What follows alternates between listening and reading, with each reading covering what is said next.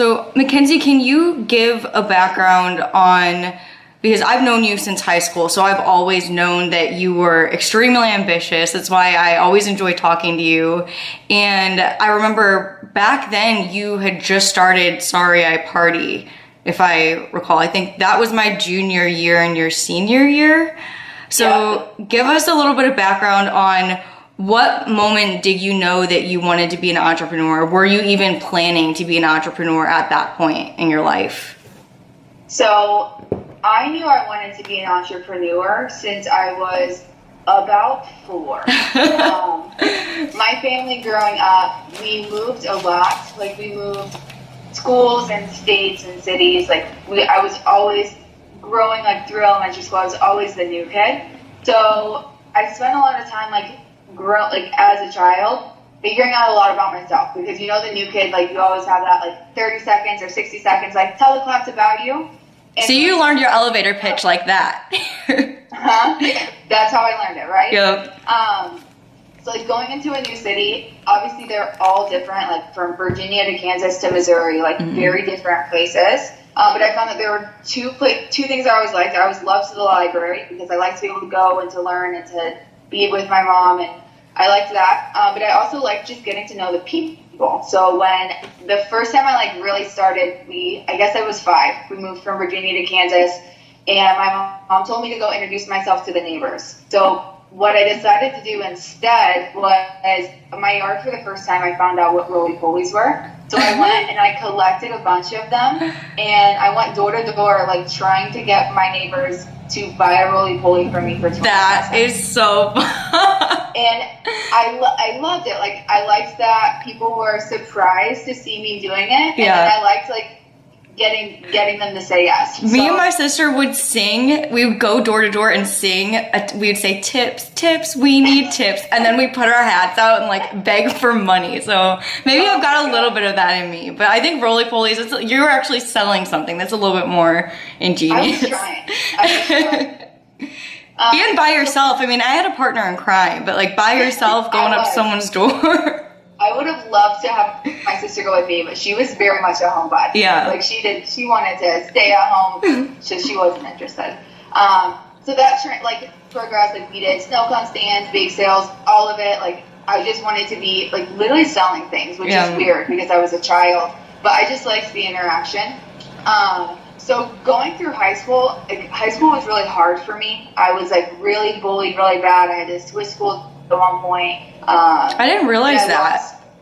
Yeah. I feel like you were really popular and cool. No. I had a really, really hard time in high school.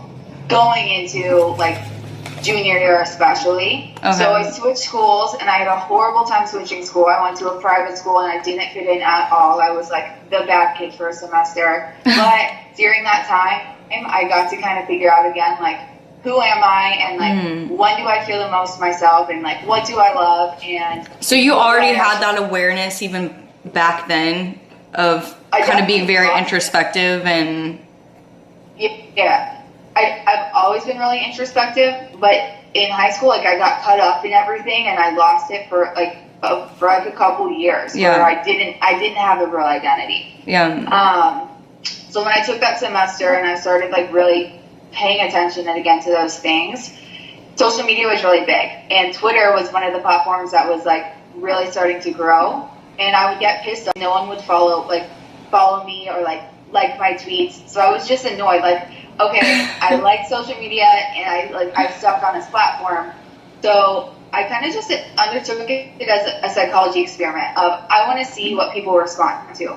So I noticed the accounts with the biggest followings were the ones that were the anonymous accounts. They don't have a specific name. So it's okay, I'll make an anonymous account, which is even better because no one will know that it's me. And then I wanted to pick a theme. And so being the crazy person that I was, I picked partying because it was something I knew about. I had no idea that this was the backstory. That's funny. Yeah, it was not what happened with Sorry I Party was not what I planned. So I started the account in probably August of going into my senior year, which I think would have been 2011. Okay. And for 6 months, I just played with it. I was literally just in my classes all the time on my phone, like seeing what was going on and like interacting with people. Yeah. And just seeing like what worked and what didn't. And when I would get like a lot of likes, I would want to do it again. And then by the time in February of that year, I had gotten that account to 87,000 followers. Holy so I was crap. like, oh, cool. And nobody knew about it. So no one, not even any of your good friends?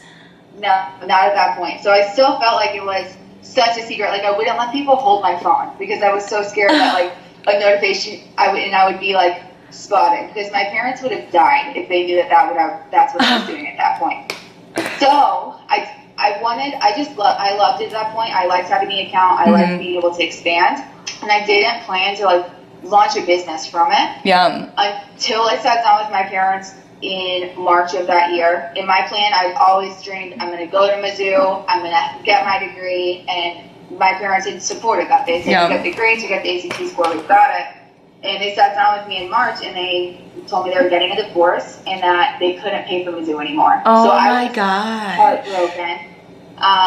And my dad said he wanted me to go to his Baptist university that he works at because I could go there for free, and I was like, zero chance am I going to do that. My mom said, I'll support you in whatever you do, but financially, like, I'm so sorry I can't help. Right. Which I know is so hard for her. So I went to my room that night and was like, how can I come up with $20,000 in 6 months? Like, how can I get through semester one? So I looked at what are my resources, and I was like, I have a lot of people who follow my Twitter account. Yeah. And I make money from that. And I figured out I could sell a t-shirt. Like, it was really that simple. So I went to my mom. I told her about my account. I said, Mom, I think I can make it work. I think I can come up with a way to pay for college. And she was totally supportive. Like, she's the best human being. She said, like, whatever you need, let's figure it out. Like, we'll try it. I'm like, whatever. So we did. And I designed a t-shirt, I designed a logo, I designed a website, and it was like such awesome. All of it was so like little things. Like we had to register with the state of Missouri, like we had to register as a LLC. But then it worked. Like we launched it, and the search. Like I remember we made $1,000 in the first 3 hours. So how long had you spent? Even though you didn't realize you were building a brand at first, how long had you spent from the moment that you opened the Sorry I Party Twitter account to when you opened this e-commerce site? And what'd you say? How many sales in an hour? So the first night we launched like right around 4th of July time, and we did 1,000 in 3 hours, which we were Holy crap! I've seen money before, so we were so excited. So I started it, and for 6 months I just built it, and I don't know if that's how you're supposed to do it, because I think you're normally supposed to have like a long-term plan. But I didn't. I just liked it, and I was interested in it, and I think that helped me build the account because it was really authentic. Right. I think right now you can tell when people are trying to sell. Yeah. And that's hard because now people know that that's so possible on social media. Like it gets really lost. So I feel like I got really lucky with the timing of that. Like it wasn't really happening then. Yeah. And then we grew up from there. But it was definitely an accidental business that I started. That's awesome, though. But it was cool. It was a really cool adventure, I would say. And then, so, I mean, talk about where it went from there. You were on MTV. So, by that time, so we launched it in December. We launched our first product. So I had gone like a couple months before telling my friends, like, I think I'm gonna, this is me, like follow my account, and most of them already did, which was awesome. And for everybody who doesn't know, Sorry I Party was t-shirts, hats, all of this with kind of your branded Sorry I Party text on it. Yes. Right, okay. I remember I really wanted one. I actually never bought one, but I remember I wanted one for 4th of July. I think there was a 4th of July themed one or something. Yeah. That one was our bestseller, yeah. So it started with one t-shirt, the lime green one, which I think was like the staple for a while. And then I started adding new products. I made it to Mizzou. I went there my first semester, and I remember it was such a weird moment for me, sitting in my class, there were still days where I was making over $1,000. And I remember I was sitting in my business class, and it was a lecture hall of 300 people. And I remember I hated that professor, and he was talking, like, just going on a rant, and he talked about how if you go and you make it out of this school and you make it out with a degree, like, count your blessings if you find a job within the first 2 years. What? It's going to pay you over $50,000. Right. So I'm sitting there. You're making $1,000 a day now. Yeah. Yeah. I literally physically logged into my bank account and then looked up and I was like, this doesn't make sense right now. And I just left. I left the class. Good for you. I went home.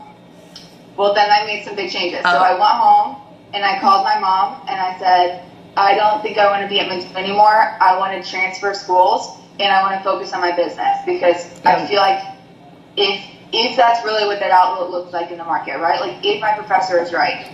Then why are you investing all this money in an education that isn't going to pay out? Yeah. And if I'm doing something that is working, like, why would I not go all in? So I transferred to Lindenwood. That I literally just spent 1 semester in Mizzou. I transferred to Lindenwood. I got my own apartment. 1 room was my office and my supply inventory. 1 room was my bedroom. And I went all in my business, and I did everything I could think of to grow it. Like, I started really building networks. And around that time, I had a girl message me who said she was going to be on Real World Portland, and they were about to film, and she ordered a shirt, and she asked if I could rush ship it to her. I had no idea. It would be really easy for her to lie because they don't release the cast. So I had to just, like, okay, we'll see. So I just sent her one of everything that I had. Yeah. Every possible item, I just sent her one in her size. And then she wore it on every episode, which was crazy. Like, being able to go and see, like, wow. that.